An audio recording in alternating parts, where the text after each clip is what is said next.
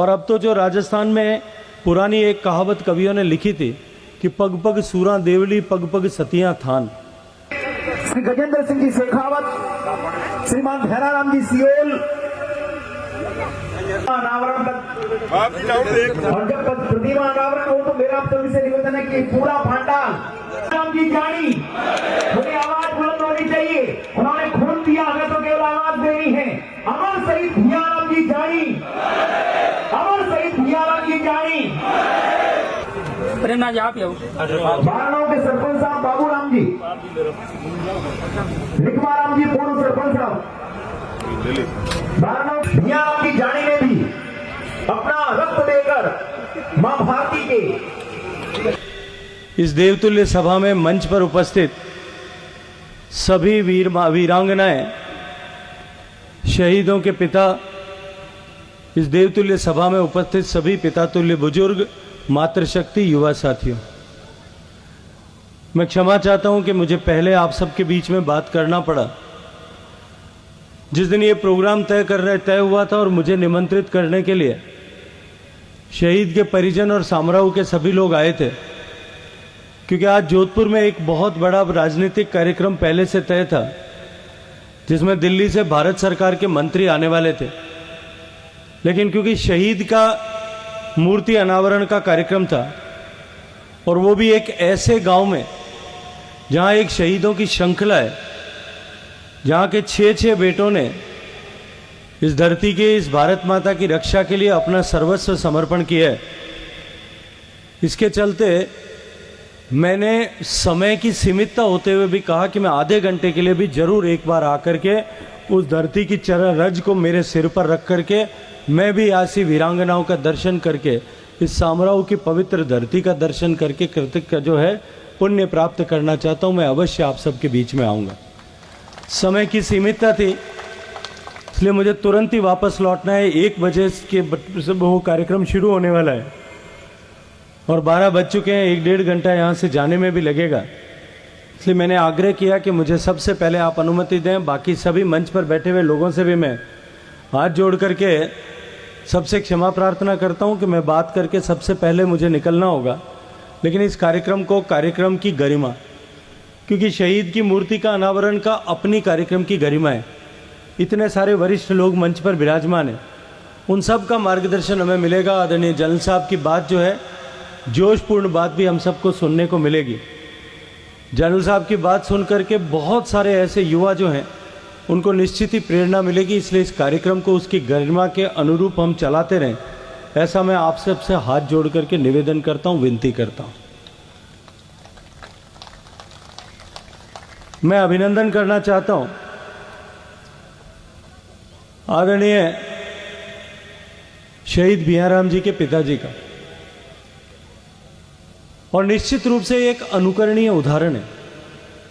कि एक ऐसे गांव में जिसमें 6 लोगों ने देश की बलिवेदी पर अपने आप को कुर्बान किया है, उस गांव में उनके परिवार में आज भी 6 लोग जो हैं या तो सेवा में हैं या सेवानिवृत्त हुए हैं। पूरा परिवार, और परिवार में एक शहीद हो जाने के बाद में भी उस परंपरा को आगे बढ़ाते हुए उनके बेटों के बाद में तीसरी पीढ़ी के लोग भी भारतीय सेना में मां भारती की सेवा करने के लिए अपने आप को समर्पित कर रहे हैं। ये निश्चित रूप से हम सबके लिए अनुकरणीय है। देश आज जिस मुकाम पर खड़ा है, आज़ादी के बाद में जिन लोगों ने देश की रक्षा के लिए बलिदान किया, और आज़ादी के पहले अंग्रेजों से लड़ाई लड़ते हुए, उससे पहले मुगलों से लड़ाई लड़ते हुए, मुगलों से पहले देश में जो अन्य आक्रांता आए, हूण आए, कुषाण आए, खलीफा आए, अरब आए, खान आए, इन सब से मुकाबला करते हुए इस धरती के बेटों ने, सभी जाति समाज के लोगों ने खेत खलियान से निकल करके इस देश, इस संस्कृति, इस सभ्यता और इस हिंदू धर्म की रक्षा के लिए अपना बलिदान किया। लाखों लोगों के बलिदान के बाद में आज ये सनातन की संस्कृति की धारा अक्षुण्ण रूप से बह रही, और आज हम जिस मुकाम पर जाकर के पहुंचे हैं कि एक बार हम वापस उस गौरवपूर्ण अतीत को प्राप्त कर सकते हैं जिस अतीत की चर्चा हमारे यहाँ इतिहास में की जाती है कि भारत जो है सोने की चिड़िया था, भारत विश्व गुरु था, पूरी दुनिया को ज्ञान देने का काम भारत से होता था। आज हम वापस उसी रास्ते पर वापस एक बार चल पड़े। लंबी गुलामी का दौर समाप्त हो करके और गुलामी का जो प्रभाव था उसे समाप्त करते हुए माननीय नरेंद्र मोदी जी के नेतृत्व में उनके आह्वान पर 2047 तक भारत को विकसित देश बनाकर देश को दुनिया का अग्रणी देश बनाने के मार्ग पर हम चल पड़े। जो लोग सेना में हैं वो निश्चित रूप से देश के लिए काम कर रहे हैं, लेकिन जो हम सेना में नहीं हैं वो भी, चाहे हम स्कूल में पढ़ाई कर रहे हैं, चाहे हम सरकार में नौकरी कर रहे हैं, चाहे हम खेत खलिहान में काम कर रहे हैं, चाहे हम कहीं व्यापार व्यवसाय कर रहे हैं, चाहे सरकार में नौकरी कर रहे हैं, हम सब के मन में एक ही जज्बा अभी होना चाहिए, जो जज्बा एक सिपाही जो फौज में काम करते हुए देश की सीमा पर खड़े हुए उसके मन में होता है कि चाहे कुछ भी हो जाए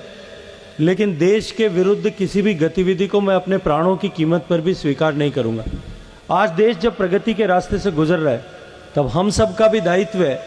कि हम सब लोग भी उसी भावना के साथ में, जो एक सैनिक की भावना होती है, उसी भावना के साथ में हम सब लोग भी देश को आगे बढ़ाने के लिए जुटें, देश को आगे बढ़ाने के लिए जुड़ें। बहुत लोगों ने देश के लिए बलिदान किया है, लेकिन अब बलिदान से ज़्यादा देश के लिए योगदान करने की आवश्यकता है। इस समय में हमारा हर एक निर्णय, हर एक फैसला, हर एक कदम, वो हर एक कदम इस तरह से होना चाहिए कि वो कदम इस देश को आगे बढ़ाने के लिए हो, कहीं भी हम देश की प्रगति में अवरोध या बाधा न बने। सामड़ाऊ का इतिहास जब कभी भी लिखा जाएगा तब निश्चित रूप से इन शहीदों का उल्लेख उसमें अवश्य रूप से होगा। और अब तो जो राजस्थान में पुरानी एक कहावत कवियों ने लिखी थी कि पग पग सूरा देवली, पग पग सतियाँ थान, और जब इस बात को आज वर्तमान परिप्रेक्ष्य में, वो शायद कई 100 साल पहले देख करके किसी ने इस तरह की टिप्पणी की होगी कि यहाँ हर पाँव पे सतियों की देवलियाँ हैं और सूरों के थान हैं, इस तरह की परिस्थितियाँ राजस्थान में थी। लेकिन आज पश्चिमी राजस्थान में आज़ादी के बाद भी जितने युवाओं ने शहादत दी है, हर गांव में, हर ढाणी में कहीं ना कहीं आपको एक शहीद की मूर्ति खड़ी मिलेगी, जो निश्चित रूप से आने वाली पीढ़ी को प्रेरणा प्रदान करती है। आज भियाराम जी की मूर्ति का यहाँ अनावरण हुआ है। इस तरह की और भी मूर्तियाँ हमारी सामड़ाऊ पंचायत में 6 शहीदों की लगी है। जिसकी रास्ते से भी कोई गुजरेगा वो निश्चित रूप से इनका स्मरण करेगा, इनकी स्मृति अमर होगी, और साथ ही साथ में इनसे प्रेरणा लेकर के जिस तरह से इनके परिवार के दूसरी पीढ़ी के लोग आज सेना में जा रहे हैं, ठीक उसी तरह से राष्ट्रभक्ति के लिए, देश की सेवा के लिए आने वाली पीढ़ी के युवक भी उसको लेकर के प्रेरित होंगे। शहीद किसी एक परिवार का नहीं रहता,